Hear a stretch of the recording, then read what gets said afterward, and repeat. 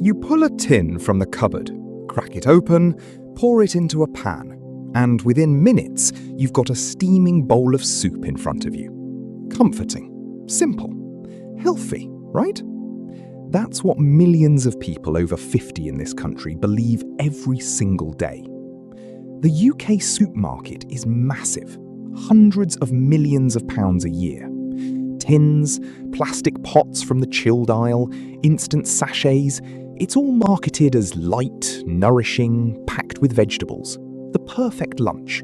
Soup and a roll. Classic. But here's the problem. Behind that cozy, grandmotherly image of homemade goodness, there's a medical reality most people have no idea about. Those innocent-looking tins and pots are some of the biggest hidden sources of sodium in the entire supermarket. And if you're over 50, that's a direct threat to your blood pressure.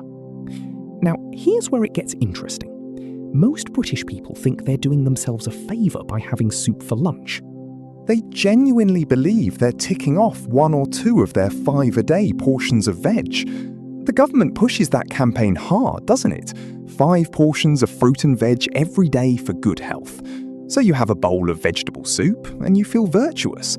Except the nutrients, vitamin C, folate, all the good stuff, have been obliterated by the high heat processing these soups go through. Whatever benefit you thought you were getting, gone. And then there's the cultural ritual that makes it worse. Brits don't just eat soup on its own, do they? No chance. You have your bowl of soup with 2 slices of white bread thickly buttered with salted butter. That combination alone adds another 1 to 1.5 grams of salt to your meal. So what you thought was a light, healthy lunch has now become a sodium bomb, totaling over 4 grams of salt in one sitting. And the thing is, I genuinely think most people have no clue this is happening. They're not reading labels, they're just following habit. But the industry, they know exactly what they're doing. The NHS and Action on Salt are very clear. Adults shouldn't consume more than 6 grams of salt per day. That's about 2,400 milligrams of sodium. And if you're over 50 or dealing with high blood pressure, you should be aiming even lower. But the soup industry uses salt for 3 very deliberate reasons. First, to mask the fact that the vegetables have been cooked to death and lost all their natural flavour.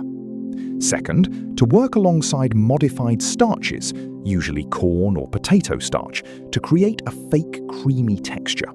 It's not cream, it's water and starch held together by salt. And third, to exploit a loophole in nutritional labelling. Here's the trick. The label on the front of the tin shows nutritional information per 100 grams. But who eats 100 grams of soup? Nobody. Most tins are 400 grams. Most chilled pots are 400 to 600 grams. People eat the whole thing.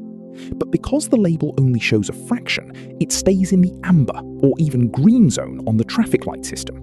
The consumer thinks they're fine. Meanwhile, they've just consumed nearly their entire daily salt allowance in one bowl. It's borderline fraudulent, if you ask me. So which brands are the worst offenders? Let's start with the icons. Heinz cream of tomato soup, an absolute British institution. It's been in cupboards for generations. People genuinely see it as a remedy for a cold day.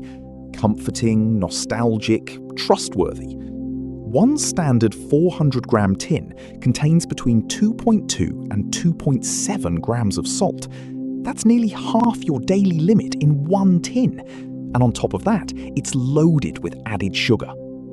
Then there's Baxters. They've got the royal warrant on the label, the Scottish heritage branding, the whole premium quality image. Their hearty soups, things like royal game or Scotch broth, use ultra-concentrated stock cubes. A full tin can hit between 2.4 and 3.1 grams of salt. That's over half the daily allowance for someone with hypertension. And then we've got Bachelor's Cuppa Soup, the little sachets you get in offices or at home for a quick afternoon pick-me-up. It's not real soup, it's dehydrated powder.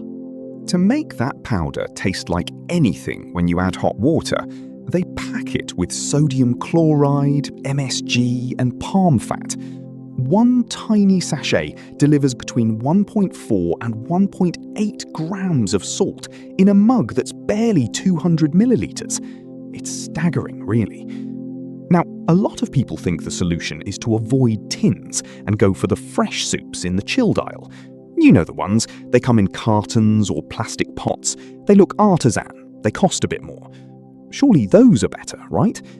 Not necessarily. New Covent Garden Soup Co. is the poster child for this category.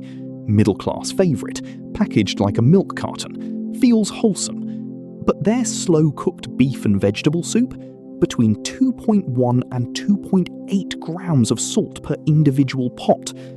Campbell's, another absolute classic, especially the condensed tins, can go over 3 grams of salt per diluted tin. That's brutal on the kidneys, especially for older adults. And then there's Cully & Sully, the Irish brand that markets itself as straight-from-the-pot home cooking. Their creamy tomato and basil uses loads of salted butter and sea salt. A full pot eaten on its own, easily over 2.5 grams of salt.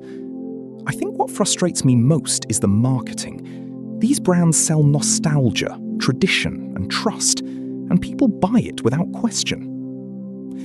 Let's talk about the budget options now. Because during a cost of living crisis, a lot of people over 50 are buying supermarket own brand soups to save money. Tesco, Asda, Sainsbury's, Morrison's. The economy lines are the worst. To keep costs down, they reduce the actual vegetable content and bulk it out with water and starch. Then, to give it any kind of flavour, they dump in cheap refined salt. A single economy tin can hit anywhere from 2.3 to 2.9 grams of salt. Knorr packet soups, same story. Dehydrated, packed with flavour enhancers and synthetic sodium compounds. And then there's Glorious. Soups, which focuses on global flavours. Curries, lentils, spiced broths. Sounds exciting, right? Except those curry pastes and soy-based seasonings send the sodium levels soaring. Between 2.2 and 2.7 grams per individual pot. At this point, you're probably wondering, is there any soup in this country that won't spike your blood pressure? Yes, there are 3.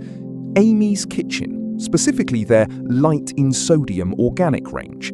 They've cut the salt content by more than 50% compared to standard brands. A full tin delivers only 0.6 to 0.8 grams of salt, and they do it by using aromatic herbs, garlic, black pepper and lemon. Actual flavour, not just sodium. Dalesford Organic is another one. They make small batch chilled soups using homemade stocks with no added refined salt. The sodium level stays below 1 gram per portion. And finally, Baxters' Healthy Choice line. Yes, the same company, but this is a registered nutritional range. They've stripped out the saturated fats and reduced the sodium to under 1.1 grams per tin. They use root vegetables and spices to keep it tasty. For cardiologists and nutritionists, a heart-healthy soup needs to have less than 0.3 grams of salt per 100 grams. That puts it in the green zone on the traffic light system. These 3 brands actually meet that standard. So they exist, they're available. So why isn't everyone switching? Because people over 50 in this country are intensely loyal to the brands they grew up with. If your mum gave you Heinz tomato soup when you were poorly as a kid, you're going to keep buying it 40 years later. There's an emotional attachment there. And frankly, there's also a stubborn refusal to believe that something so familiar could be harmful.